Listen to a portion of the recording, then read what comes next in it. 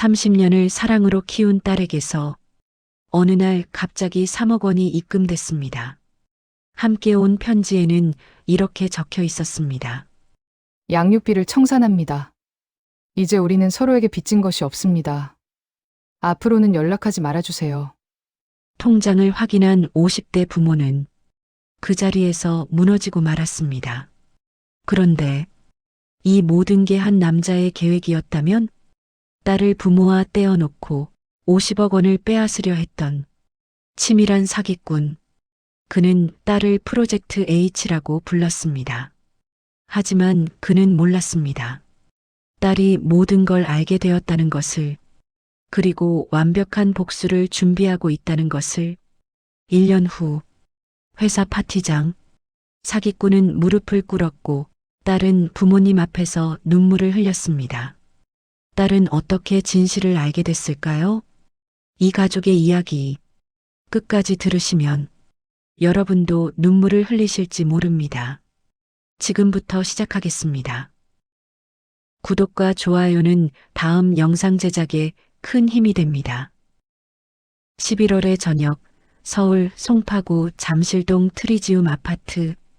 김선희는 거실 소파에 앉아 시계를 보았습니다. 오후 6시 30분. 딸 하늘이가 온다고 했던 시간이 지나 있었습니다. 선희는 올해 56이었습니다. 잠시역 근처에서 온누리 약국을 운영한 지 25년째였습니다.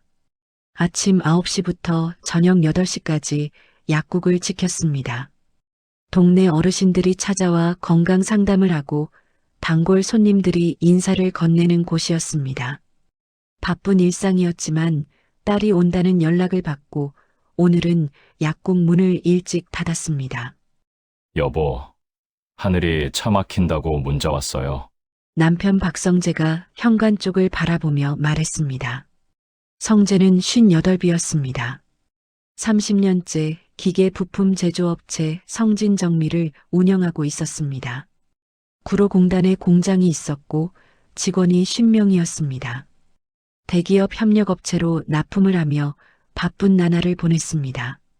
오늘도 공장 일정을 조정해서 일찍 퇴근했습니다. 두 사람은 이곳 잠실에서 28년을 살았습니다. 처음에는 잠실주 03단지 15평형 아파트였습니다. 성재가 사업을 시작하고 몇 년 후인 1997년에 구입한 것이었습니다. 작은 평수였지만 신혼부부와 어린 하늘이가 살기에는 충분했습니다. 2004년 재건축이 시작되었고 2007년 트리지움으로 새로 지어졌습니다. 그때부터 지금까지 18년 계속 같은 자리에서 살았습니다. 33평형으로 넓어진 집이었습니다. 사업이 안정되고 약국도 자리를 잡으면서 가능한 일이었습니다. 거실 창문으로는 석촌호수가 보였습니다. 선희는 고개를 끄덕였습니다. 식탁에는 딸이 좋아하는 음식들이 정갈하게 놓여 있었습니다. 갈치조림, 김치전, 된장찌개. 오후 3시에 약국 문을 닫고 집으로 와서 준비한 것들이었습니다. 가락시장까지 나가서 싱싱한 갈치를 골라왔습니다. 오늘 하늘이가 무슨 할 얘기가 있다고 했죠? 성재가 물었습니다. 선희는 고개를 끄덕였습니다. 응, 중요한 얘기가 있다고. 뭘까? 결혼한다는 거 아닐까? 남자친구 민준 씨랑. 그런가? 선희는 마음 한구석이 불편했습니다. 딸의 남자친구 강민준을 처음 만난 지 석 달이 지났지만 아직도 그 사람이 낯설었습니다. 무언가 마음에 걸렸지만 딸이 좋아한다니 참았습니다. 초인종이 울렸습니다. 선희는 자리에서 일어나 현관으로 향했습니다. 성재가 먼저 문을 열었습니다. 하늘이가 서 있었습니다. 하늘은 올해 30이었습니다. IT 벤처 회사 대표였습니다. 회사 이름은 블루윙스. 5년 전 25의 나이에 친구들과 함께 창업했습니다. 강남 테헤란로에 사무실이 있었고 지금은 직원이 50명이었습니다. 작년에 30억 원의 투자를 유치했다는 소식도 들었습니다. 성재는 딸의 성공이 자랑스러웠습니다. 하늘은 검은색 롱코트를 입고 있었습니다. 짧게 자른 머리를 말끔하게 빗어넘긴 모습이었습니다. 명품 가방을 들고 있었습니다. 성공한 사업가의 모습이었습니다. 어서 와. 춥지? 성재가 반갑게 말했습니다. 하늘은 고개만 가볍게 숙였습니다. 표정이 평소와 달랐습니다. 입술이 굳게 다물어져 있었고 눈빛이 차가웠습니다. 하늘아, 밥 차려놨어. 들어와.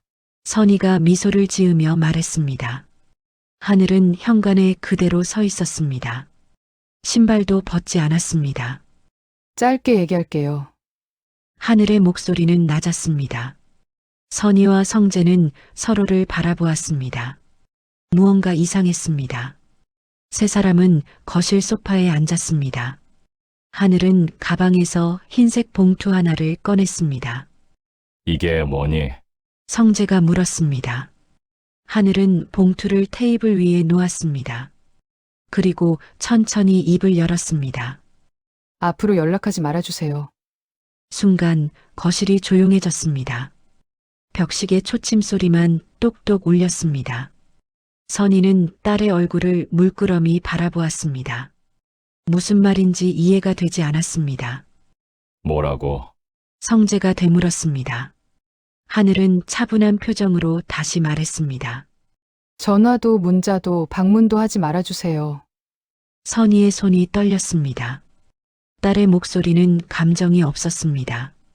마치 회의실에서 보고하는 것처럼 냉정했습니다. 하늘아, 무슨 일 있었어? 엄마한테 말해봐. 선희가 떨리는 목소리로 물었습니다. 하늘은 봉투를 가리켰습니다. 편지에 다 썼어요. 읽어보세요. 편지. 네. 더 이상 할 말은 없어요. 하늘은 일어섰습니다. 성재가 급히 말했습니다. 하늘아, 앉아서 얘기 좀 하자. 대체 무슨 일이야? 편지 읽어보시면 알 거예요. 편지 말고 네 입으로 말해봐. 성재의 목소리가 높아졌습니다. 평소 조용하던 성재였습니다. 30년 사업을 하면서도 직원들에게 한 번도 소리 지른 적 없는 사람이었습니다. 하늘은 잠시 아버지를 바라보았습니다. 그리고 조용히 말했습니다. 죄송해요. 이만 가볼게요. 하늘은 현관으로 걸어갔습니다. 선희는 벌떡 일어나 딸의 팔을 붙잡았습니다. 하늘아, 엄마 좀 봐. 대체 왜 이러는 거야? 선희의 눈에서 눈물이 흘러내렸습니다. 하늘은 엄마의 손을 조심스럽게 떼어냈습니다. 엄마, 울지 마세요. 울지 말라고? 넌 지금 편지 읽어보세요. 부탁이에요. 하늘은 신발을 신었습니다. 현관 신발장 위에는 하늘이 고등학생 때 신던 운동화가 아직 놓여 있었습니다. 선희가 버리지 못하고 간직한 것이었습니다. 하늘은 그 운동화를 보았습니다. 잠시 멈칫했습니다. 하지만 곧 고개를 돌렸습니다. 문을 열었습니다. 바깥의 찬바람이 거실 안으로 밀려 들어왔습니다. 하늘아! 성재가 소리쳤습니다. 하지만 하늘은 돌아보지 않았습니다. 문이 닫혔습니다. 쿵 하는 소리와 함께 계단을 내려가는 발소리가 점점 멀어졌습니다. 선희는 그 자리에 주저앉았습니다. 성재는 멍하니 닫힌 문을 바라보았습니다. 두 사람은 한참을 말없이 서 있었습니다. 여보, 성재가 선희를 일으켜 세웠습니다. 두 사람은 소파로 돌아왔습니다. 테이블 위에 흰 봉투가 보였습니다. 선희는 떨리는 손으로 봉투를 집었습니다. 봉투 안에는 두 가지가 들어 있었습니다. 하나는 A4 용지에 인쇄된 편지였습니다. 아버지, 어머니. 이제는 제 인생의 결정과 방식에 관여하지 말아주세요. 저는 이미 성인이고 독립적인 사업가입니다. 더 이상 부모님의 조언이나 간섭이 필요하지 않습니다. 앞으로는 전화나 문자, 방문도 삼가주시기 바랍니다. 각자의 삶에 집중하는 것이 서로를 위한 일입니다. 그동안 키워주신 것에 대한 감사의 마음으로 양육비를 송금합니다. 이것으로 우리는 서로에게 빚진 것이 없습니다. 박하늘. 선희의 손에서 편지가 떨어졌습니다. 종이가 바닥에 나풀거리며 떨어졌습니다. 성재는 봉투 안에 다른 종이를 꺼냈습니다. 은행 송금 확인증이었습니다. 3억 원. 성재의 목소리가 갈라졌습니다. 선희는 확인증을 들여다보았습니다. 오늘 오후 3시 박하늘에서 박성재 계좌로 3억 원이 입금되었다는 내용이었습니다. 우리 딸을 돈으로 계산한 거야? 선희는 말을 잇지 못했습니다. 눈물이 뺨을 타고 흘러내렸습니다. 30년을 키운 딸이었습니다. 잠실성 모병원에서 태어난 딸. 밤새 열 재우고 초등학교 입학시키고 중학교, 고등학교 졸업할 때까지 온 정성을 다한 딸이었습니다. 대학 등록금은 부부가 함께 벌어서 대주었습니다. 성재의 공장이 안정 궤도에 오르고 선희의 약국도 자리를 잡으면서 딸 교육만큼은 넉넉히 지원할 수 있었습니다.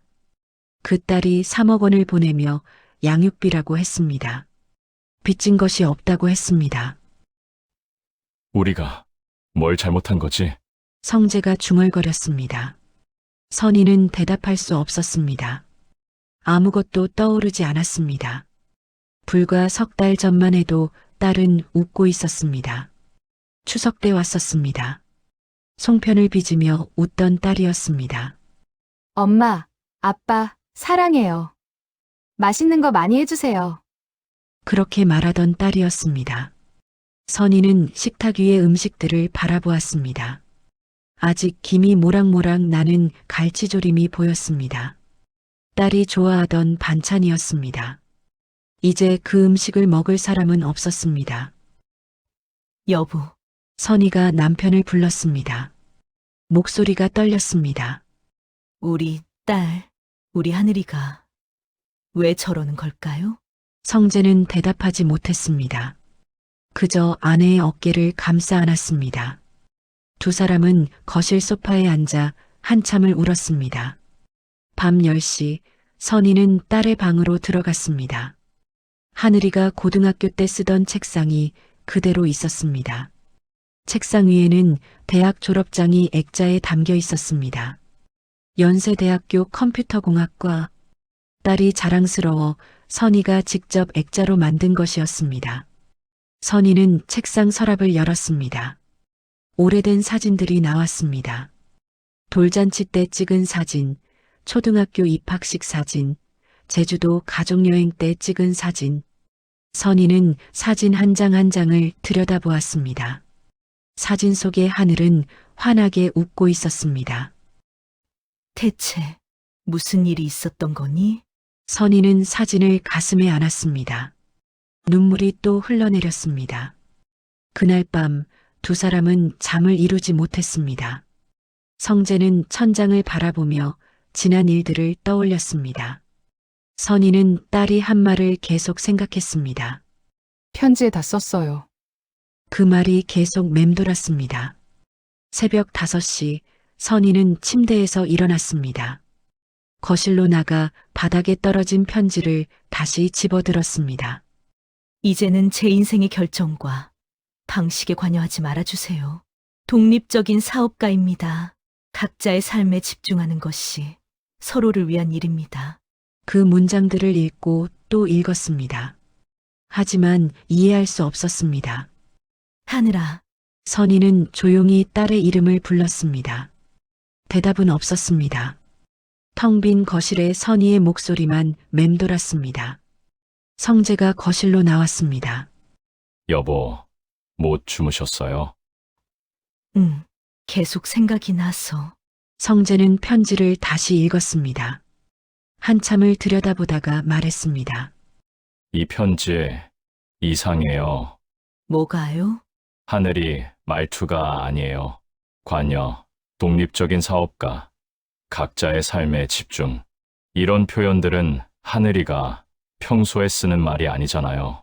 선희도 그 생각을 했습니다. 편지는 너무 딱딱했습니다. 감정이 없었습니다. 마치 누군가 쓴 것을 베낀 것 같았습니다.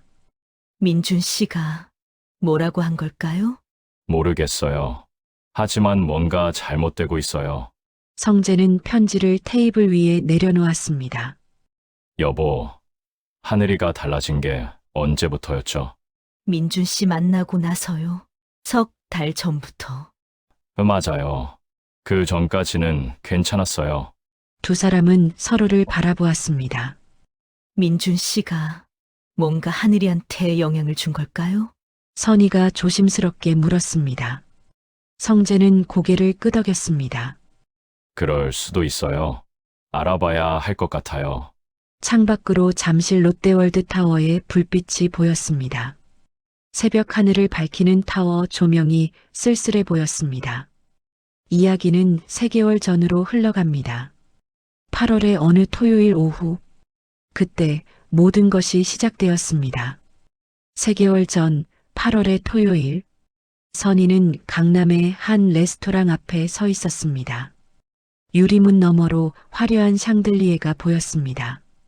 고급스러운 식당이었습니다. 선희는 자신의 옷차림을 내려다보았습니다. 분홍색 블라우스에 검정 치마. 평소보다 신경 써서 입은 옷이었습니다. 오늘은 토요일이었지만 약국을 열었습니다.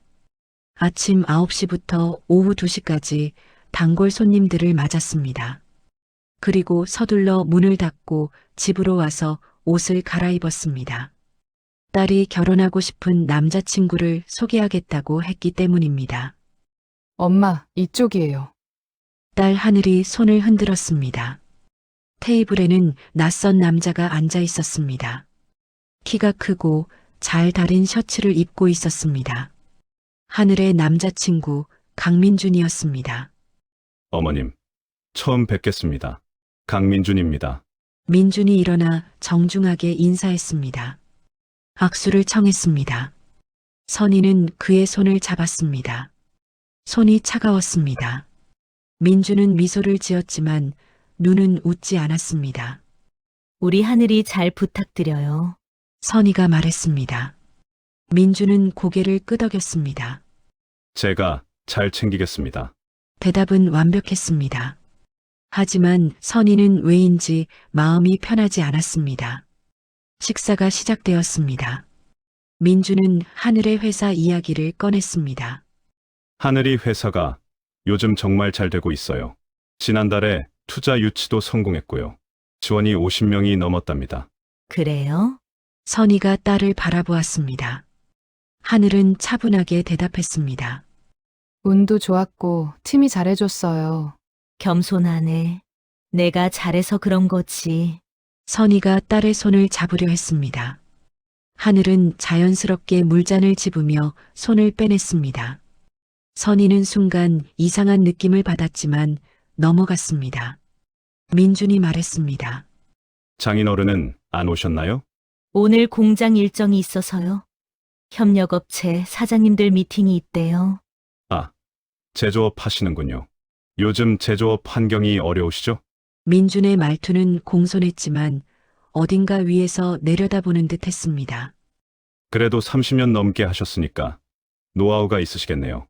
하늘이가 사업 DNA를 물려받은 거네요. 민준 씨는 무슨 일 하세요? 선희가 물었습니다. 민준은 미소 지었습니다. 저는 컨설팅 회사를 운영합니다. 주로 스타트업 기업들에게 경영 전략이나 투자 자문을 해주는 일이죠. 하늘이 회사도 제가 많이 도와주고 있어요. 그래요? 하늘아, 그런 얘기 안 했잖아. 하늘이 짧게 대답했습니다. 일 얘기는 복잡해서요. 식사를 마치고 나올 때 선희는 하늘에게 조용히 물었습니다. 하늘아, 민준 씨가 너한테 잘해주니? 엄마. 걱정 마. 하늘은 짧게 대답했습니다. 예전 같으면 이것저것 이야기를 늘어놓던 딸이었습니다. 하지만 오늘은 달랐습니다. 일주일 후 하늘의 새 아파트.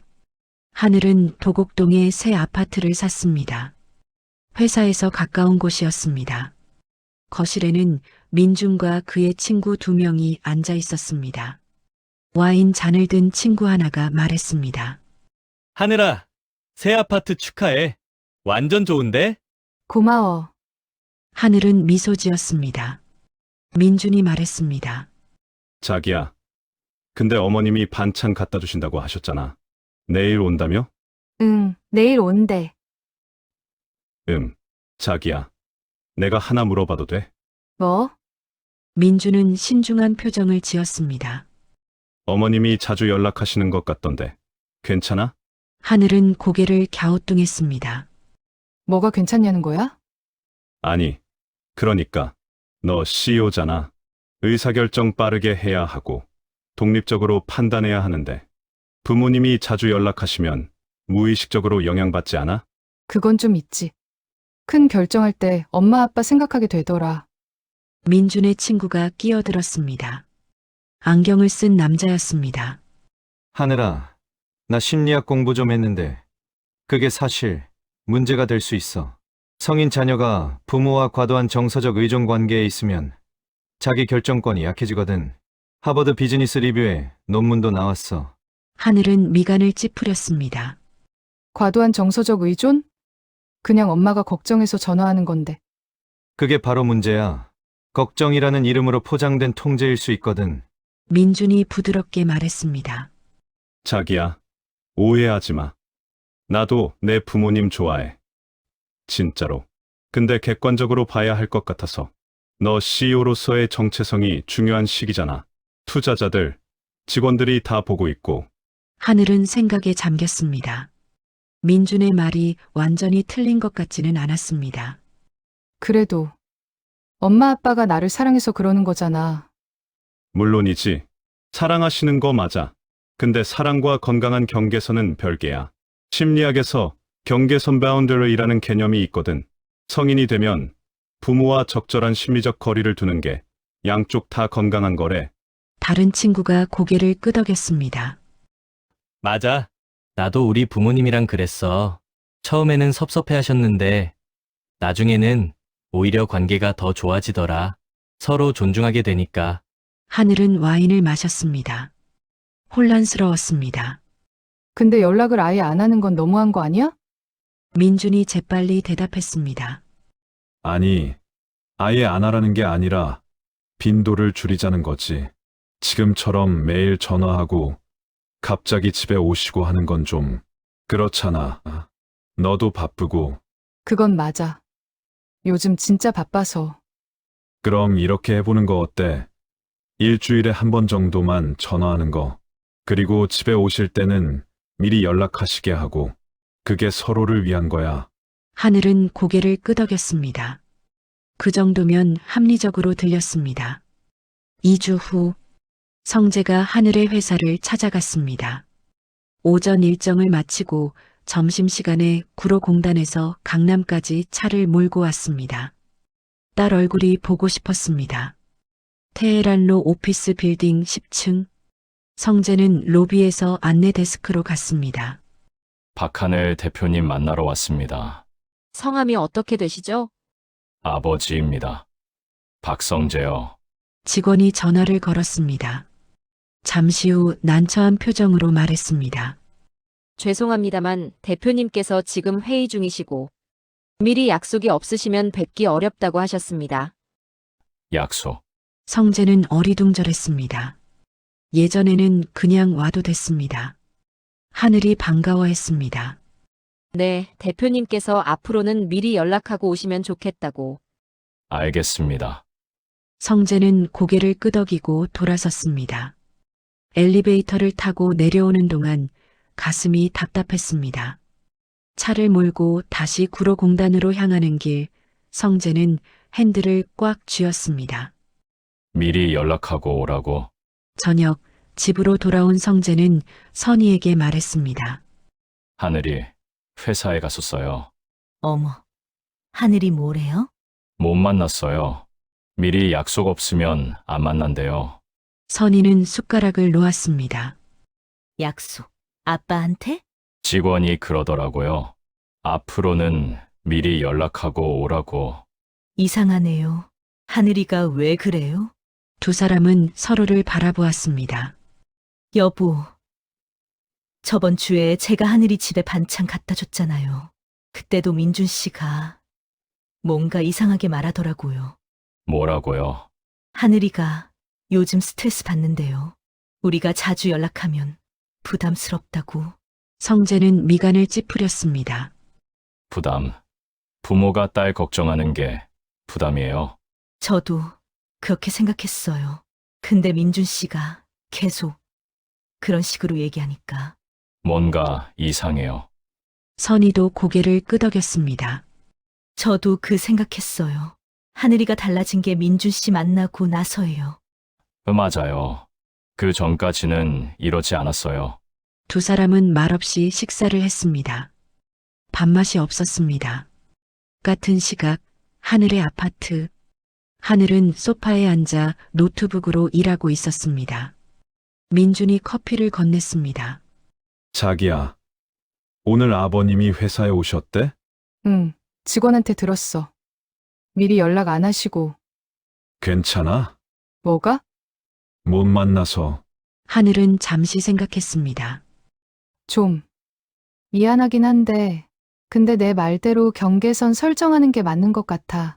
회의 중이었고 갑자기 오시면 곤란하잖아. 민준이 미소 지었습니다. 잘했어. 그게 건강한 거야. 처음에는 어색하겠지만 나중에는 오히려 관계가 더 좋아질 거야. 그럴까? 물론이지. 서로 존중하게 되니까. 하늘은 고개를 끄덕였습니다. 하지만 마음 한구석이 불편했습니다. 민준은 하늘의 표정을 읽었습니다. 자기야, 죄책감 느끼지 마. 너는 아무 잘못도 안 했어. 그냥 성인으로서 당연한 걸 요구한 거야. 응, 부모님도 시간 지나면 이해하실 거야. 지금은 섭섭해 하셔도. 하늘은 노트북을 닫았습니다. 일이 손에 잡히지 않았습니다. 그날 밤 부모님 집. 선희는 하늘에게 문자를 보냈습니다. 하늘아, 잘 자. 주말에 시간 되면 집에 와서 밥 먹자. 1시간이 지났습니다. 답장이 없었습니다. 선희는 핸드폰을 꼭 쥐었습니다. 가슴이 답답했습니다. 성재가 말했습니다. 여보, 민준 씨에 대해서 알아봐야 할 것 같아요.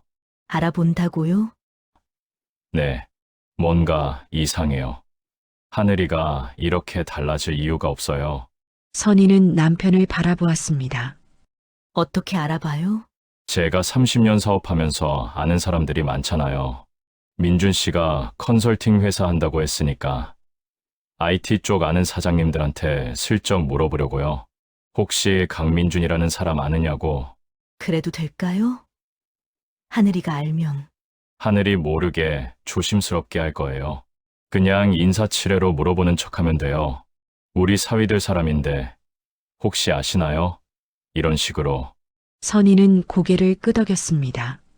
창밖으로 석촌호수의 야경이 보였습니다. 호수에 비친 불빛이 흔들렸습니다.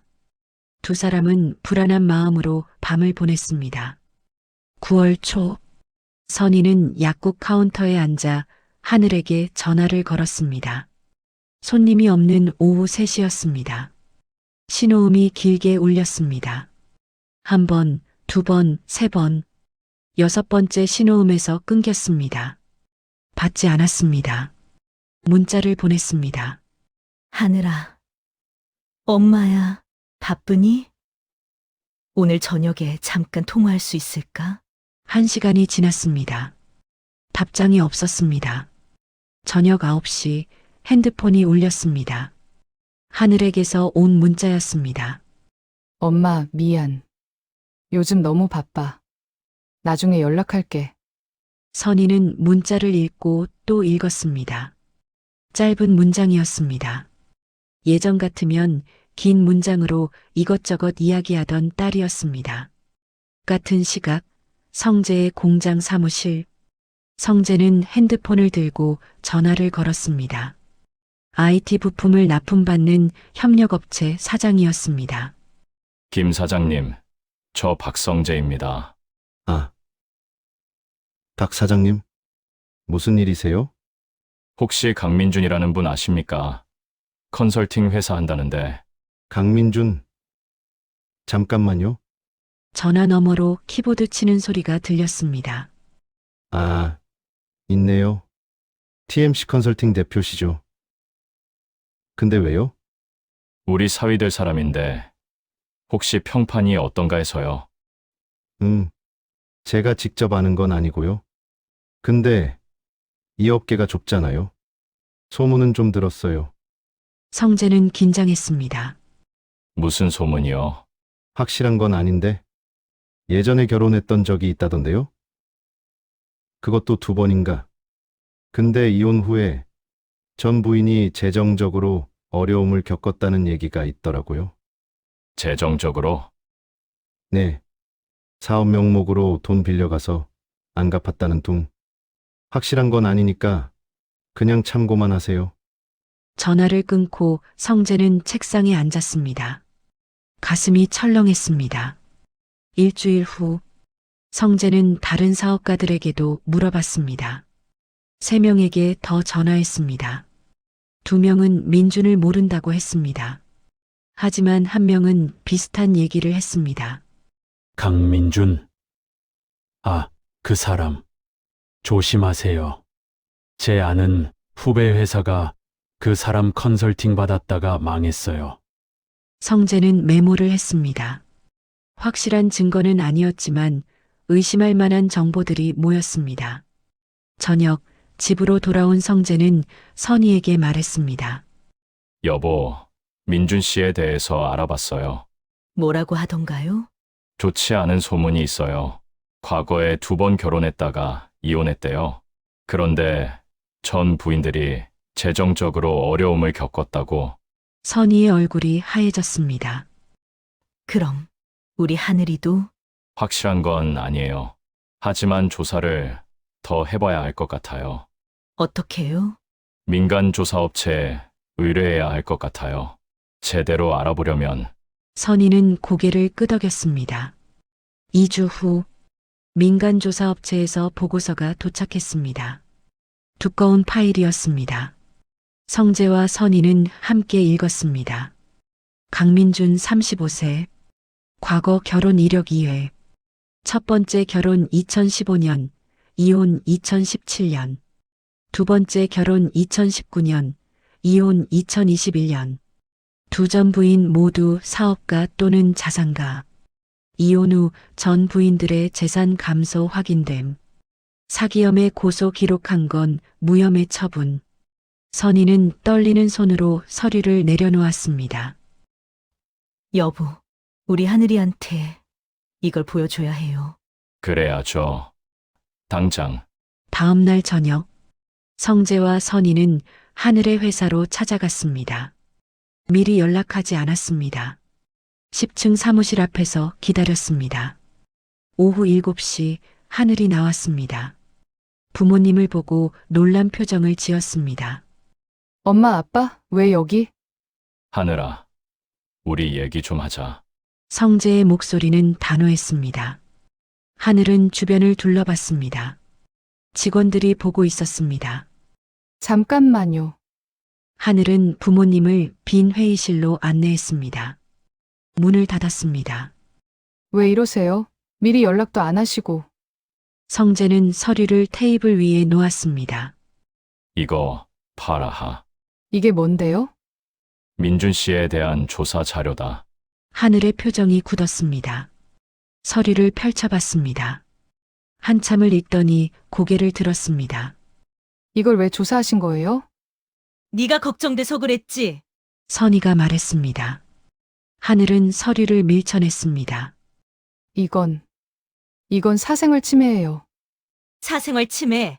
하늘아, 이 사람 과거에 2번 결혼했다가 이혼했어. 그런데 전 부인들이 다 재산 피해를 봤다고. 하늘은 자리에서 일어났습니다. 민준 오빠한테 물어봤어요. 다 해명했어요. 해명? 네. 첫 번째 결혼은 젊었을 때 실수였고, 두 번째는 성격 차이로 헤어진 거래요. 재산 문제는 사업 실패 때문이지 오빠가 가져간 게 아니래요. 성재가 말했습니다. 하늘아, 너 그 말 믿니? 네. 믿어요. 오빠는 솔직하게 다 얘기해줬어요. 부모님이 알기 전에 우리가 먼저 말하려고 했는데 이렇게 조사하실 줄 몰랐네요. 선희가 딸의 손을 잡으려 했습니다. 하늘아, 엄마 말 좀 들어봐. 하늘은 손을 뺐습니다. 엄마, 아빠, 이제 그만하세요.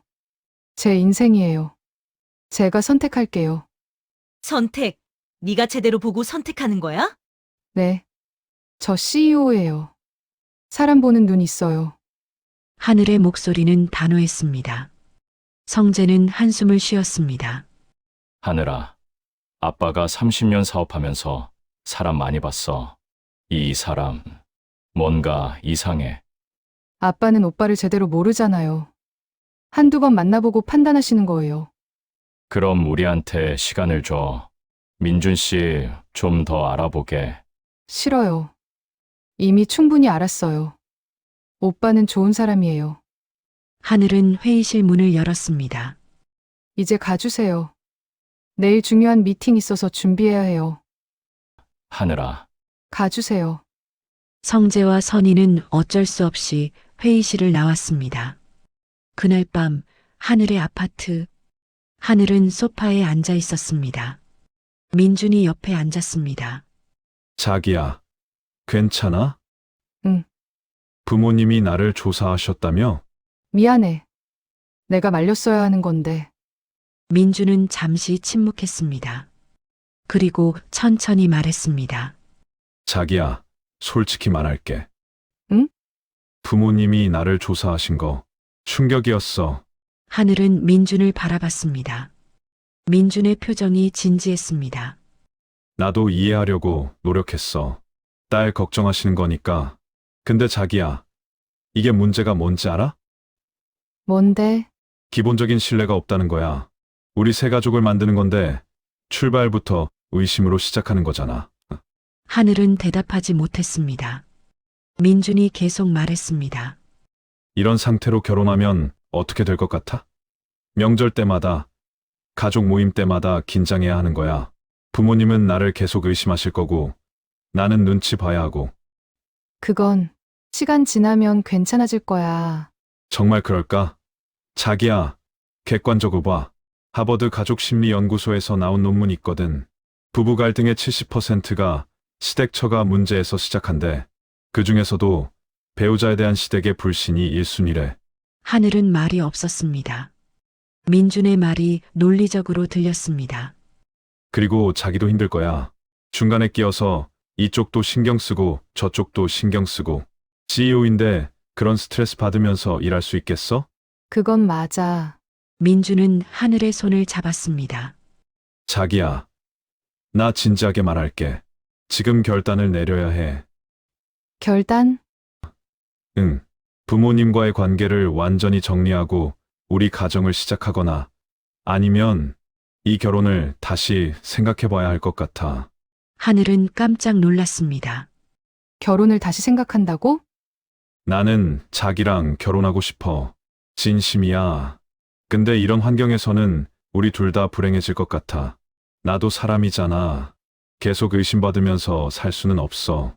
오빠, 물론 선택은 네가 하는 거야. 나는 네 결정을 존중할게. 근데 한 가지만 약속해줘. 네가 선택하면 그 선택을 끝까지 책임지는 거. 하늘은 눈물이 핑 돌았습니다. 나는 오빠랑 결혼하고 싶어. 민준이 미소 지었습니다. 고마워. 나도 자기랑 평생 살고 싶어. 그럼 어떻게 해야 해? 부모님과 관계를 정리해야 해. 완전히. 완전히? 응. 애매하게 하면 계속 이런 일이 반복될 거야. 차라리 깔끔하게 정리하는 게 나아. 나중에 시간이 많이 지나면 그때 다시 관계를 회복할 수도 있어. 근데 지금은 안 돼.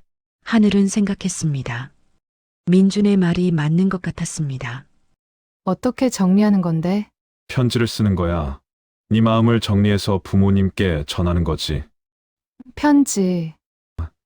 응. 말로 하면 감정적으로 되잖아. 편지로 차분하게 네 생각을 전하는 거야. 그게 부모님한테도 너한테도 좋을 것 같아. 민주는 노트북을 열었습니다. 내가 도와줄게. 심리학적으로 효과적인 문장 구조가 있거든. 네 마음을 말해봐. 내가 정리해 줄게. 하늘은 천천히 말했습니다. 엄마, 아빠가 너무 간섭하는 것 같아. 민준이 타이핑했습니다. 좋아. 이제는 제 인생의 결정과 방식에 관여하지 말아주세요. 이렇게 명확하게 써야 해. 응. 그런데 너무 차갑지 않아? 차가운 게 아니라 명확한 거야. 심리학에서 경계선 설정이라고 하는데 모호하면 효과가 없어. 계속 말해봐. 나도 독립적으로 살고 싶어. 회사도 있고. 저는 이미 성인이고 독립적인 사업가입니다. 좋지? 응. 그리고 중요한 게 있어. 양육비를 송금하는 거야. 양육비? 응. 심리학적으로 빚 청산이라는 개념이 있어. 부모가 키워줬다는 생각을 갖고 있으면 계속 간섭할 명분이 생기거든. 근데 양육비를 돌려주면 그 명분이 없어지는 거지. 그게 가능해? 물론이지. 법적으로도 문제 없어. 오히려 깔끔한 거야. 얼마 정도가 적당할까? 30년 키워주셨으니까 3억 정도? 3억. 너 회사 잘 되잖아. 충분히 할 수 있어. 그리고 이게 마지막이야. 이것만 하면 진짜 자유로워질 수 있어. 하늘은 고민했습니다. 하지만 민준의 말이 논리적으로 들렸습니다. 알았어. 민준은 계속 타이핑했습니다. 하늘의 말을 듣고 문장으로 만들었습니다. 연락도 하지 말자고 써야 할까? 당연하지. 앞으로는 전화나 문자, 방문도 삼가 주시기 바랍니다. 이렇게 명확하게. 그건 너무한 거 아니야? 너무한 게 아니야. 경계선이야. 자기가 약하게 쓰면 부모님이 계속 연락하실 거야. 그럼 또 똑같아지는 거지. 1시간 후 편지가 완성되었습니다. 자, 이렇게 됐어. 읽어봐. 하늘은 화면을 봤습니다. 아버지, 어머니, 이제는 제 인생의 결정과 방식에 관여하지 말아주세요. 저는 이미 성인이고 독립적인 사업가입니다. 더 이상 부모님의 조언이나 간섭이 필요하지 않습니다. 앞으로는 전화나 문자, 방문도 삼가주시기 바랍니다. 각자의 삶에 집중하는 것이 서로를 위한 일입니다. 그동안 키워주신 것에 대한 감사의 마음으로 양육비를 송금합니다. 이것으로 우리는 서로에게 빚진 것이 없습니다. 박하늘, 하늘은 읽으면서 가슴이 답답했습니다. 이건 너무 차갑지 않아? 차가운 게 아니라 명확한 거야. 감정적으로 쓰면 오히려 부모님이 오해하실 수 있어. 이게 심리학적으로 가장 효과적인 방법이야. 그래도 자기야, 믿어봐. 나 이쪽 전문가야. 수십 개 회사 컨설팅 하면서 이런 인간관계 문제 많이 봤어. 이렇게 하는 게 맞아. 하늘은 한참을 고민했습니다. 하지만 민준을 믿기로 했습니다. 알았어. 이렇게 보낼게. 인쇄해서 봉투에 넣어. 그게 더 공식적이야. 그리고 송금, 확인 증거 같이 넣고. 하늘은 편지를 인쇄했습니다. 그리고 은행 앱을 열었습니다. 정말 이게 맞는 걸까? 민준이 하늘의 손을 잡았습니다. 맞아. 이게 너를 위한 거야. 우리를 위한 거고. 지금은 힘들어도 나중에 고마워할 날이 올 거야. 하늘은 눈을 감았습니다. 그리고 송금 버튼을 눌렀습니다. 박성재 계좌로 3억 원 송금 완료. 화면에 메시지가 떴습니다. 하늘은 핸드폰을 내려놓았습니다. 손이 떨렸습니다. 다 됐어. 이제 편지를 전달하면 돼. 민준이 말했습니다. 하늘은 고개를 끄덕였습니다. 내일 부모님 집에 갈게. 혼자 갈 수 있겠어? 응. 내가 해야 할 일이니까. 민준은 하늘을 안았습니다. 잘했어. 용기 있는 결정이야. 자기가 자랑스러워. 하늘은 민준의 품에 안겨 있었습니다. 하지만 마음 한구석이 무거웠습니다. 다음 날 부모님 집 앞, 하늘은 차 안에 앉아 있었습니다. 손에는 흰 봉투가 들려 있었습니다. 한참을 망설이다가 차에서 내렸습니다. 엘리베이터를 타고 21층으로 올라갔습니다. 현관 앞에 섰습니다. 이게 맞는 걸까? 하지만 민준의 말이 떠올랐습니다. 이게 너를 위한 거야. 하늘은 초인종을 눌렀습니다. 10월 초 단절 선언 후 일주일. 선희는 약국 카운터에 앉아 창밖을 바라보았습니다. 손님이 왔지만 제대로 응대하지 못했습니다. 실수로 약을 잘못 집어들었다가 다시 확인했습니다. 선생님, 괜찮으세요? 단골 할머니가 걱정스럽게 물었습니다. 아, 네. 괜찮아요. 하지만 괜찮지 않았습니다. 딸에게서 그 편지를 받은 후 일주일 동안 하루도 제대로 잠을 못 잤습니다. 성재도 마찬가지였습니다. 공장에서 일하다가도 멍하니 서 있는 일이 많았습니다. 직원들이 걱정할 정도였습니다. 저녁 두 사람은 거실 소파에 앉았습니다. 텅 빈 식탁이 보였습니다. 밥을 차려놨지만 둘 다 먹지 않았습니다. 여보, 민준 씨에 대해서 더 알아봐야 할 것 같아요. 성재가 말했습니다. 선희는 고개를 들었습니다. 더요? 네. 지난번 조사는 기본적인 것만 나왔잖아요. 더 자세히 알아봐야 해요. 저녁 하늘의 아파트. 민준과 저녁을 먹은 후였습니다. 자기야, 나 자기 회사 성장 전략 컨설팅 자료 만들어놨어. 내일 오전에 프레젠테이션 해줄게. 기대해도 돼. 정말 궁금한데. 내일 보여줄게. 완벽하게 준비했어. 민준이 웃으며 말했습니다. 밤 10시 서재. 하늘은 회사 계약서를 출력하고 있었습니다. 잘못 인쇄된 페이지가 있었습니다. 이건 파쇄해야겠다. 하늘은 파쇄기로 갔습니다. 종이를 넣으려는 순간 파쇄기 안을 들여다봤습니다. 이미 파쇄된 종이 조각들이 있었습니다. 그런데 한 조각에 글자가 보였습니다. ZH. 프로젝트? 하늘은 파쇄기를 기울여 다른 조각들을 봤습니다. 1단계, 2단계 고립, 프로젝트, H, 1단계, 2단계, 고립? 하늘은 고개를 갸우뚱했습니다. 내일 오빠가 보여줄 컨설팅 자료인가? 근데 고립이라는 단어가 왜 나오지? 회사 컨설팅에 고립이라는 용어가 어울리나? 조금 이상했지만 크게 의심스럽지는 않았습니다. 내일 보면 알겠지. 하늘은 자신의 서류를 파쇄기에 넣었습니다. 다음 날 오전 9시, 하늘은 회사에 출근했습니다. 하지만 어제 본 종이 조각들이 계속 떠올랐습니다. 프로젝트 H, 2단계 고립. 회의 중에도 집중이 안 됐습니다. 대표님, 직원이 불렀습니다. 아, 미안해요. 다시 말해줄래요? 회의가 끝나고 하늘은 한숨을 쉬었습니다. 이러면 안 되는데. 집중해야 하는데. 그때 민준에게 전화가 왔습니다. 자기야, 미안한데 오늘 프레젠테이션 못할 것 같아. 응. 왜? 고객사에 긴급 상황 생겼어. 지금 당장 가야 해. 내일로 미뤄도 될까? 아, 그래. 어쩔 수 없지. 전화를 끊고 하늘은 생각했습니다.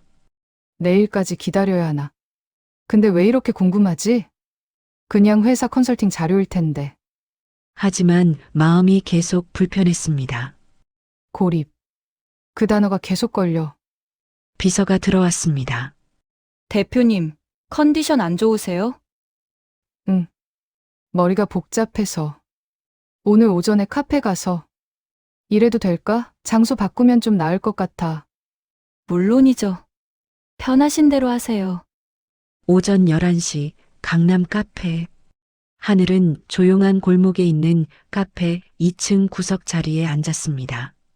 노트북을 펼쳤지만 역시 집중되지 않았습니다. 프로젝트 H가 뭘까? H는 우리 회사 이니셜도 아닌데. 앞으로의 계획을 확인하고 싶은데. 그때 1층에서 문이 열리는 소리가 들렸습니다. 익숙한 목소리였습니다. 여기 괜찮네. 사람도 없고. 민준이었습니다. 하늘은 깜짝 놀라 몸을 숙였습니다. 민준 오빠? 계단 난간 너머로 조심스럽게 내려다봤습니다. 민준이 친구 2명과 함께 1층 테이블에 앉았습니다. 하늘이 있는 2층은 보이지 않는 위치였습니다. 고객사 간다더니. 여기서 뭐 하지? 하늘이 일어나 인사하려는 순간 민준의 목소리가 들렸습니다. 프로젝트 H 순조롭게 진행 중이야. 하늘은 멈췄습니다. 프로젝트 H. 안경 쓴 남자 김태수가 물었습니다. 2단계까지 완료됐지? 완벽해. 부모랑 완전히 끊었거든. 하늘은 숨이 멎었습니다. 부모? 내 얘기인가? 편지도 네가 써준 거지? 당연하지. 경계선, 양육비 청산, 건강한 독립. 이런 심리학 용어 몇 개만 넣으면 다 믿어. 하늘이도 그냥 받아쓰더라. 친구들이 웃었습니다. 하늘은 온몸이 얼어붙었습니다. 네. 내 얘기였어? 다른 친구 이준호가 물었습니다. 3단계는 언제 시작해? 다음 달 회사 지분 담보로 대출받게 할 거야. 일단 30억 목표로. 결혼은 6개월 후 결혼하면 공동재산 되잖아. 그때부터 본격적으로 움직여. 이혼은 언제? 3년 정도 재산분할 최소화하는 방법. 변호사랑 이미 상의했어. 최소한으로 주고 나올 거야. 김태수가 웃으며 말했습니다. 케이스 1, 케이스 2는 2억, 5억이었는데 케이스 3은 진짜 대박이네. 그러게. 50억은 나올 거야. 하늘이 회사 가치가 100억 넘으니까. 너희 목도 각각 10억씩은 되겠지. 민준아, 근데 하늘이가 눈치챌 가능성은 없어? 없어. 완전히 고립시켰잖아. 부모도 끊었고. 이제 의지할 사람은 나밖에 없어. 심리적으로 완전히 장악했어. 역시 전문가야. 심리학 전공한 보람이 있네. 사람 마음 조종하는 것도 공부지. 특히 똑똑한 사람일수록 논리에 약해. 연구 결과, 심리학, 이런 단어만 붙이면 다 믿거든. 하늘은 2층 의자를 붙잡았습니다. 다리에 힘이 풀렸습니다. 30분 후 민준과 친구들이 일어났습니다. 그럼 다음 주에 또 보자. 3단계 시작하면 연락할게. 오케이. 기대된다. 세 사람이 카페를 나갔습니다. 하늘은 그제야 의자에 주저앉았습니다. 손이 떨렸습니다. 케이스 3. 내가 케이스 3. 프로젝트. 나는 프로젝트였어. 편지도 다 민준이가 원하는 대로 쓴 거였어. 하늘은 눈물이 핑 돌았습니다. 하지만 곧 눈물을 닦았습니다. 아니야. 지금 울 때가 아니야. CEO 모드로 전환했습니다. 증거를 모아야 해. 제대로 된 증거를. 그날 오후 하늘은 인터넷 검색을 시작했습니다. 강민준 결혼 이력, 강민준 이혼, 그리고 부모님이 놓고 간 조사 서류를 다시 꺼냈습니다. 전 부인들 이름이 있었습니다. 김지은, 정수진. 하늘은 SNS를 검색했습니다. 김지은을 찾았습니다. 메시지를 보냈습니다. 안녕하세요. 강민준 씨에 대해 여쭤보고 싶은 게 있습니다. 만나서 얘기 나눌 수 있을까요? 같은 시각 부모님 집.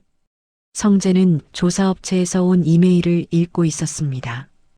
강민준 추가 조사 결과 보고서. 마이너스 최근 2주간 친구들과 3회 만남. 마이너스 대화 내용 중 프로젝트, 3단계 등 언급. 마이너스 친구 김태수, 이준호와 금전거래 정황. 성재는 서류를 출력했습니다. 여보, 민준 씨 계속 조사하고 있어요. 선희가 물었습니다. 뭐 나왔어요? 확실한 건 아니지만 수상한 게 많아요. 계속 모니터링하라고 했어요. 우리 하늘이는 괜찮을까요? 모르겠어요. 연락도 안 되고. 두 사람은 걱정스러운 표정으로 서로를 바라봤습니다. 10월 말, 하늘은 김지은을 만났습니다. 강남의 조용한 카페였습니다. 지은은 30대 중반이었지만 피곤해 보였습니다. 혹시 강민준 씨와 약혼하셨나요? 지은이 조심스럽게 물었습니다. 하늘은 고개를 끄덕였습니다. 네. 하지만 이제는 알았어요. 그 사람이 누구인지. 지은은 한숨을 쉬었습니다. 저도 똑같았어요. 처음에는 완벽한 사람인 줄 알았죠. 자세히 말씀해 주시겠어요? 하늘은 노트북을 펼쳤습니다. CEO 모드였습니다. 지은은 모든 것을 말했습니다. 연애 과정, 결혼, 부모와의 단절, 대출, 이혼. 모든 패턴이 똑같았습니다. 혹시 증거 같은 게 있으세요? 네. 대출 서류, 문자 메시지, 이혼 합의서. 다 있어요. 저한테 보내주실 수 있으세요? 물론이죠. 하늘은 다음 날 정수진도 만났습니다. 두 번째 전 부인이었습니다. 이야기는 비슷했습니다. 증거도 받았습니다. 11월 초, 하늘은 혼자 사무실에 남아 계획을 세웠습니다. 노트북 화면에 문서를 작성했습니다.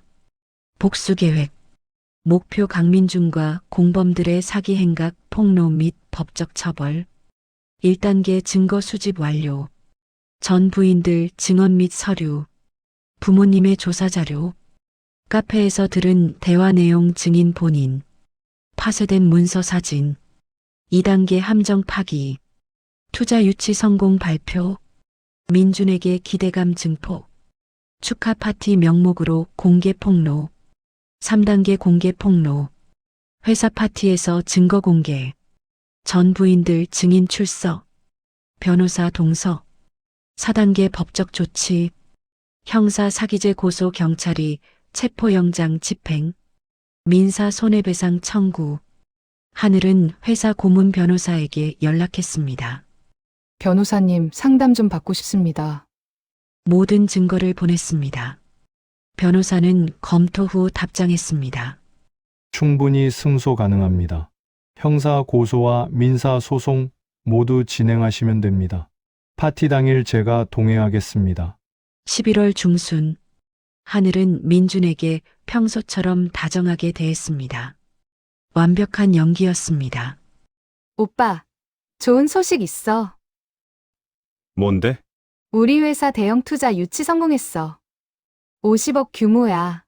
민준의 눈이 반짝였습니다. 정말? 축하해. 그리고 회사 가치 평가받았는데 200억 넘게 나왔대. 대박이다. 우리 자기 정말 대단해. 민준이 하늘을 꼭 안았습니다. 하늘은 민준의 품에 안기며 그의 얼굴을 봤습니다. 눈에서 탐욕이 보였습니다. 오빠, 다음 주 금요일에 우리 회사에서 축하 파티할 거야. 파티? 응. 투자사 관계자들, 직원들 다 초대할 거야. 오빠도 와줘. 그리고 친구들도 같이 데려와. 친구들도? 응. 오빠 친구들 아직 제대로 못 만났잖아. 이번 기회에 소개받고 싶어. 민준은 기뻐했습니다. 좋아. 태수랑 준호도 데려갈게. 얘들이 자기 보고 싶어 했거든. 물론 보고 싶겠지. 내 돈을 보고 싶었으니까. 하늘은 속으로 생각했습니다. 파티 전날, 하늘의 사무실. 하늘은 모든 준비를 점검했습니다. 파티장 세팅 완료. 프로젝터, 스크린 완료. 증거자료 프레젠테이션 완료. 변호사 섭외 완료. 전 부인들 참석 완료. 부모님 초대 완료. 비서가 들어왔습니다. 대표님, 내일 준비 다 됐습니다. 고마워요. 내일 파티 시작하면 제가 사인 주기 전에는 출입문 통제해 주세요. 네, 알겠습니다. 같은 시각, 부모님 집.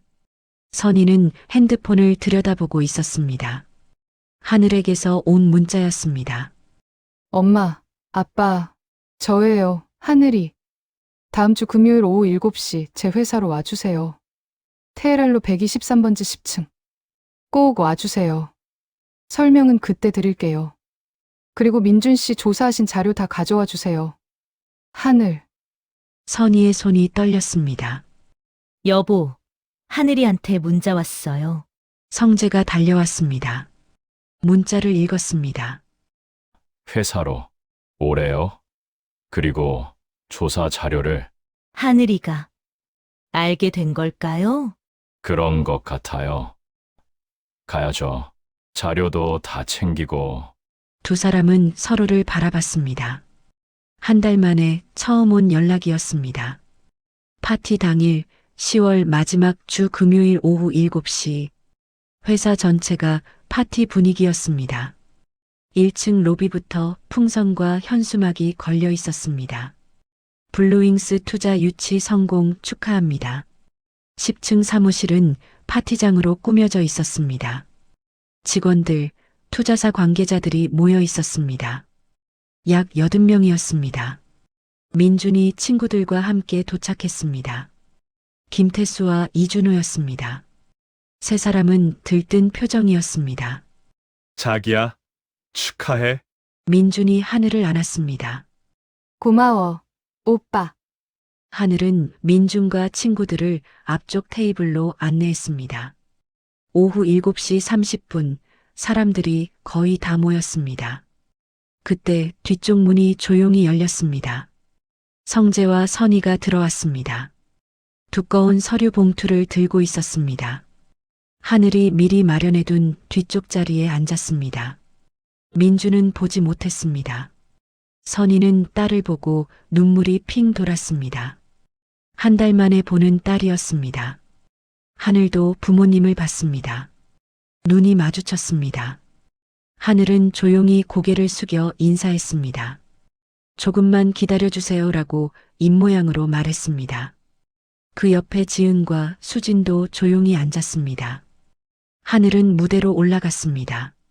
마이크를 잡았습니다.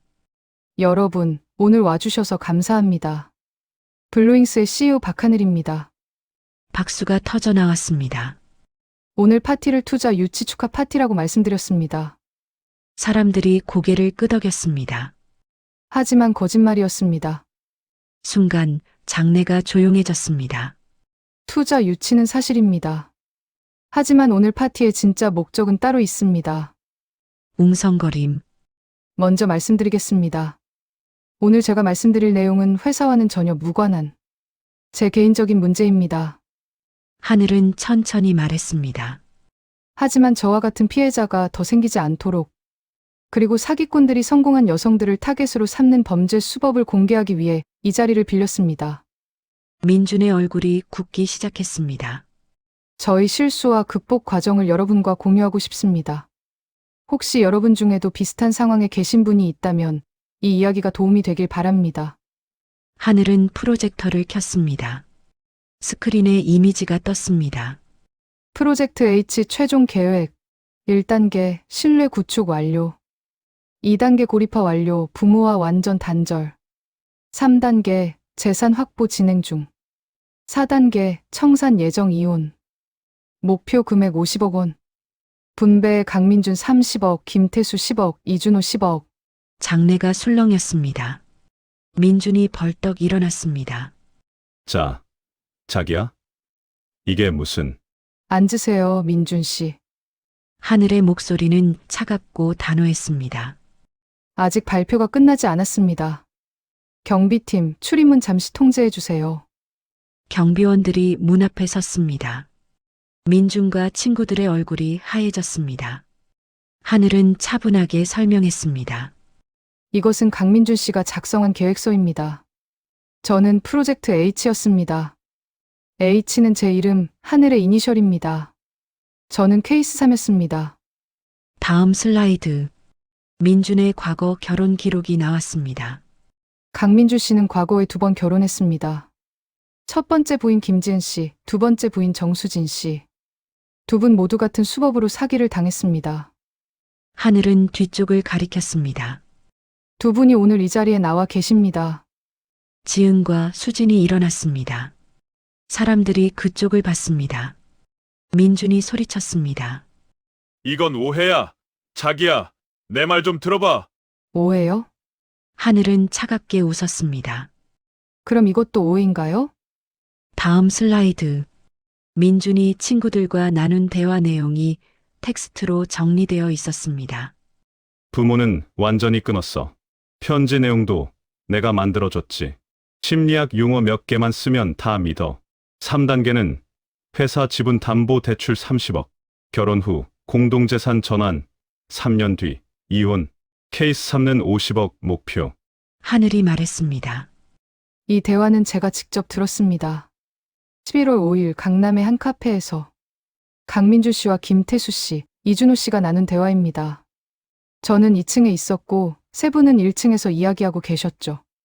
김태수와 이준호가 자리에서 일어나려 했습니다. 하지만 경비원들이 막았습니다. 하늘은 계속 말했습니다. 강민주 씨는 저를 사랑한 게 아닙니다. 제 재산을 노렸습니다. 저를 부모님과 단절시킨 것도, 결혼을 서두른 것도 모두 계획이었습니다.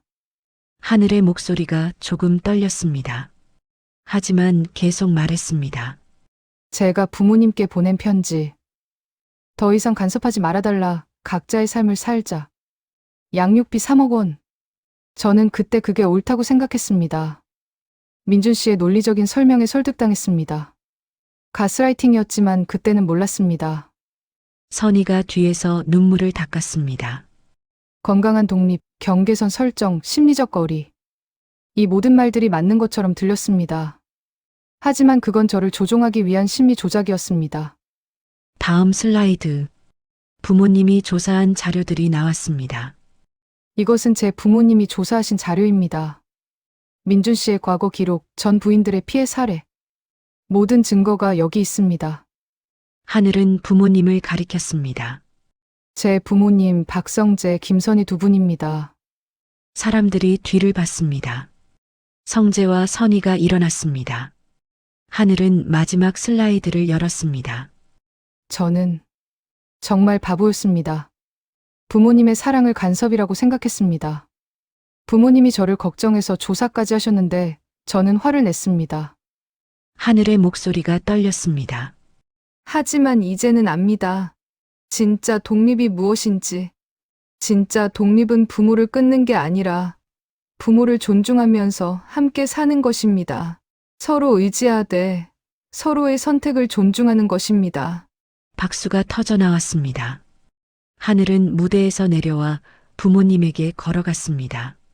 사람들이 길을 열어줬습니다. 부모님 앞에 섰습니다.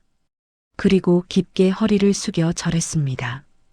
엄마, 아빠, 죄송해요. 하늘의 목소리가 떨렸습니다.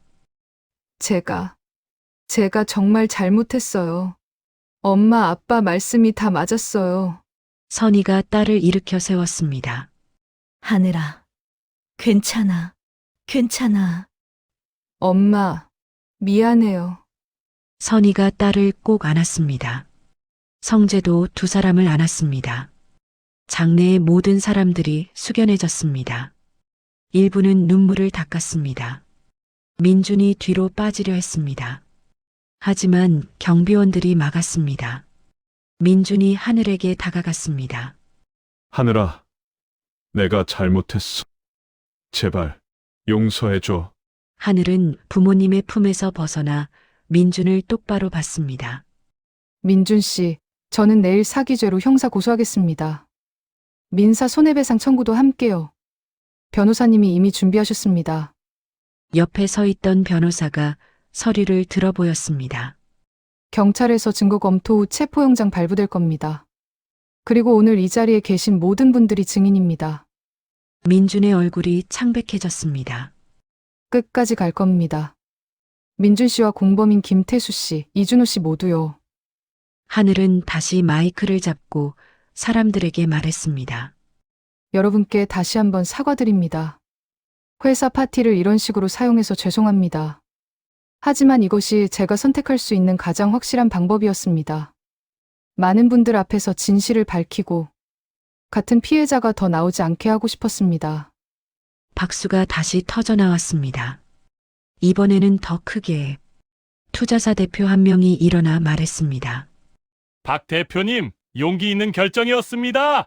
저희는 오히려 박 대표님을 더 신뢰하게 됐습니다. 다른 사람들도 고개를 끄덕였습니다. 파티가 끝난 후 하늘의 사무실. 하늘은 부모님, 변호사와 함께 앉아 있었습니다. 변호사가 말했습니다. 내일 경찰서에 고소장 제출하겠습니다. 증거가 충분하니 곧 체포영장 발부될 겁니다. 감사합니다. 변호사님. 변호사가 나가고 세 사람만 남았습니다. 잠시 침묵이 흘렀습니다.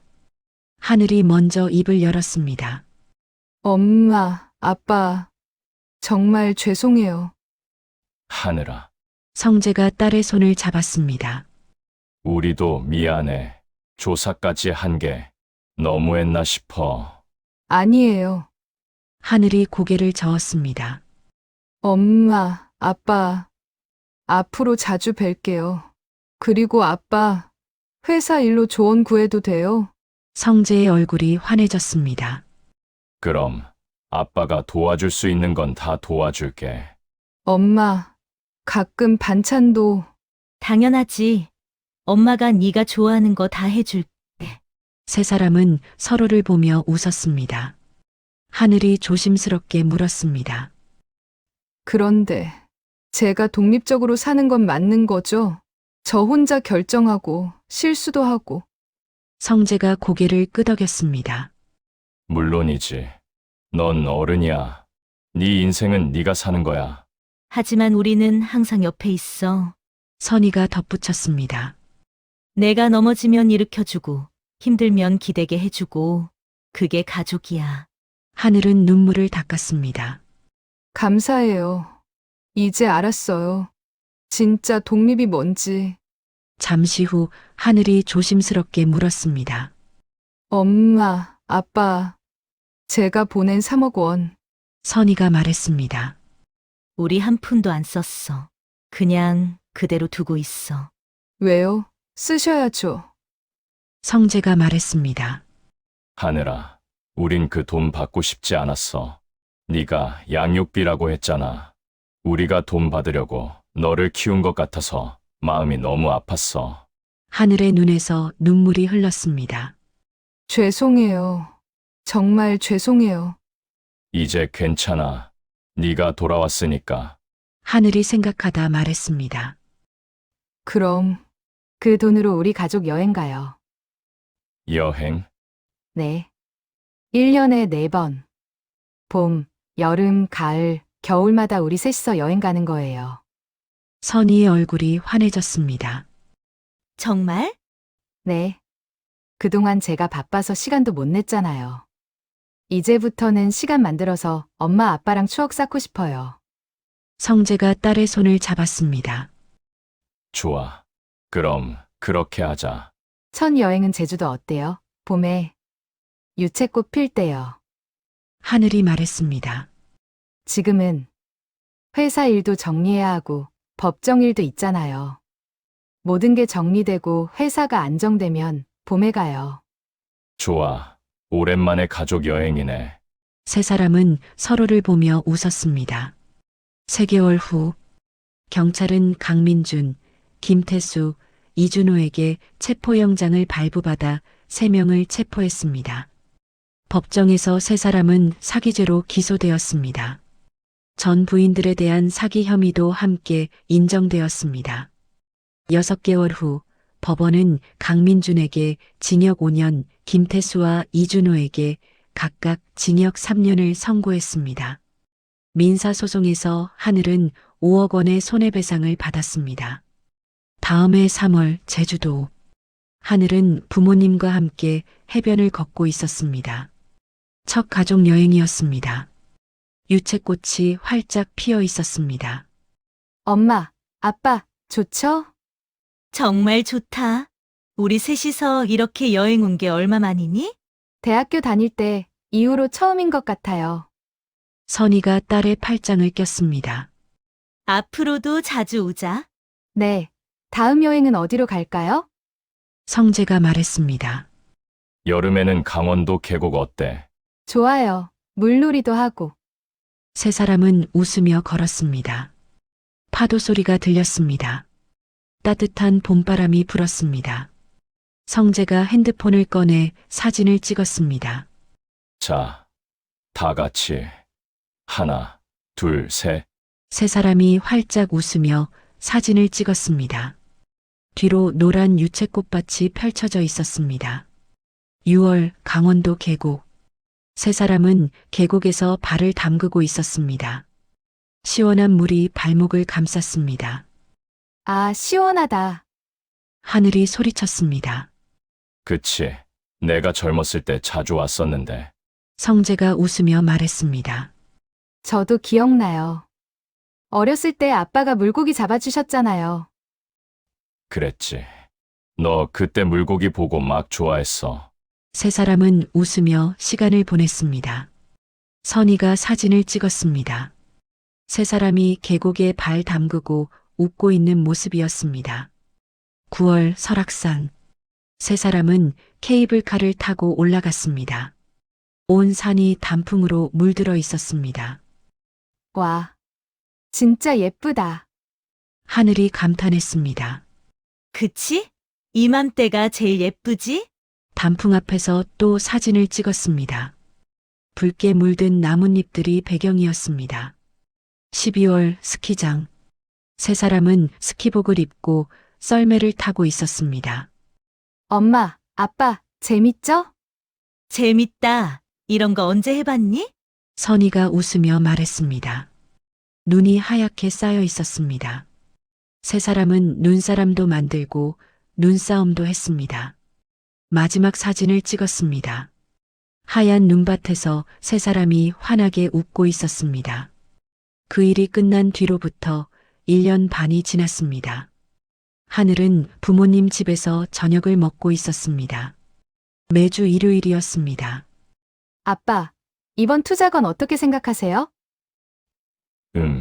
조건이 괜찮은데. 근데 이 조항은 다시 협상해봐. 여기 보면 성재가 서류를 가리키며 설명했습니다. 하늘은 메모하며 들었습니다.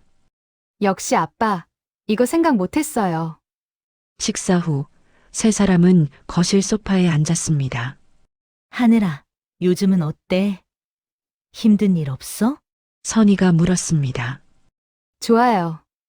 바쁘긴 한데 재미있어요. 새 프로젝트도 잘 되고 있고. 좋은 사람은 안 만나? 아직이요. 당분간은 일에 집중하려고요. 그리고 사람 보는 눈을 좀 더 키우고 싶어요. 선희가 웃었습니다. 그래. 천천히 좋은 사람 만날 거야. 하늘이 부모님을 보며 말했습니다. 엄마, 아빠, 정말 감사해요. 항상 제 편이어서요. 그게 부모야. 성재가 딸의 머리를 쓰다듬었습니다. 우린 항상 내 편이야. 내가 옳든 틀리든. 저도 이제 알았어요. 가족이 얼마나 소중한지. 선희가 물었습니다. 그래서 진짜 독립이 뭔데? 부모님을 끊는 게 아니라 부모님을 존중하면서 제 삶을 사는 거요. 제 결정은 제가 하지만 조언은 항상 듣고 싶어요. 그리고 힘들 때는 기댈 수 있는 거요. 그게 진짜 어른이 되는 거더라고요. 성재가 고개를 끄덕였습니다. 그래. 그게 맞아. 우리 딸 정말 많이 컸네. 엄마 아빠 덕분이에요. 세 사람은 서로를 보며 웃었습니다. 창밖으로 석촌호수가 보였습니다. 호수에 노을이 비쳤습니다. 황금빛이었습니다. 하늘의 사무실, 하늘의 책상에는 사진 액자가 놓여 있었습니다. 4장의 사진이었습니다. 봄 제주도에서 유채꽃밭 앞에서, 여름 강원도 계곡에서 발 담그고, 가을 설악산 단풍 앞에서, 겨울 스키장에서 썰매 타며 모두 세 사람이 함께 웃고 있는 사진이었습니다. 직원이 들어와 물었습니다. 대표님, 다음 달 미팅 일정 잡을까요? 하늘이 달력을 받습니다. 다음 달 첫째 주는 비워두세요. 네? 중요한 미팅인데. 가족 여행 가는 주예요. 1년에 4번은 꼭 가족과 시간 보내기로 했거든요. 아, 네, 알겠습니다. 직원이 나가고 하늘은 사진을 보며 미소 지었습니다. 진짜 행복이 뭔지 이제 알았어. 에필로그. 파티로부터 2년 후 블루잉스는 500억 원 기업으로 성장했습니다. 하늘은 올해의 청년 CEO로 선정되었습니다. 시상식 무대에서 하늘은 말했습니다. 제가 이 자리에 올 수 있었던 건 부모님 덕분입니다. 저를 믿어주시고 잘못된 길로 갈 때 바로 잡아주신 분들입니다. 진짜 독립은 혼자 사는 게 아니라 사랑하는 사람들과 함께 성장하는 것임을 배웠습니다. 객석에서 성재와 선희가 박수를 쳤습니다. 눈물을 닦으며 시상식이 끝나고 세 사람은 함께 저녁을 먹으러 갔습니다. 엄마, 아빠, 사랑해요. 우리도 사랑해, 하늘아. 황금빛 노을이 지는 저녁이었습니다. 가족의 사랑이 빛나는 순간이었습니다. 새로운 시작이었습니다.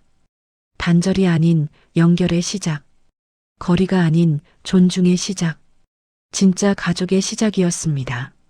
하늘이는 깨달았습니다. 진짜 독립은 부모를 끊는 게 아니라 부모를 존중하면서 함께 사는 것이라고. 진짜 행복은 500억 기업의 CEO가 되는 것보다 가족과 함께하는 시간이라고. 서로 의지하되 서로의 선택을 존중하는 것. 그게 진짜 어른이 되는 거라고. 여러분은 어떠셨나요? 혹시 부모님의 사랑을 간섭이라고 생각하신 적은 없으신가요? 아니면 자녀에게 너무 많은 걸 바라진 않으셨나요? 오늘 지금 바로 사랑하는 가족에게 연락해 보세요. 엄마, 아빠, 사랑해요. 잘 지내니? 보고 싶어. 이 한마디가 누군가의 하루를 밝게 만들 수 있습니다. 댓글로 여러분의 이야기를 들려주세요. 오늘 이야기가 마음에 드셨다면 좋아요와 구독으로 응원해 주시면 감사하겠습니다. 다음 영상에서는 더욱 감동적인 이야기로 찾아뵙겠습니다. 여러분, 사랑하는 가족에게 오늘 꼭 사랑한다고 말씀해 주세요. 황금빛 노을은 항상 여러분 곁에 있겠습니다. 감사합니다.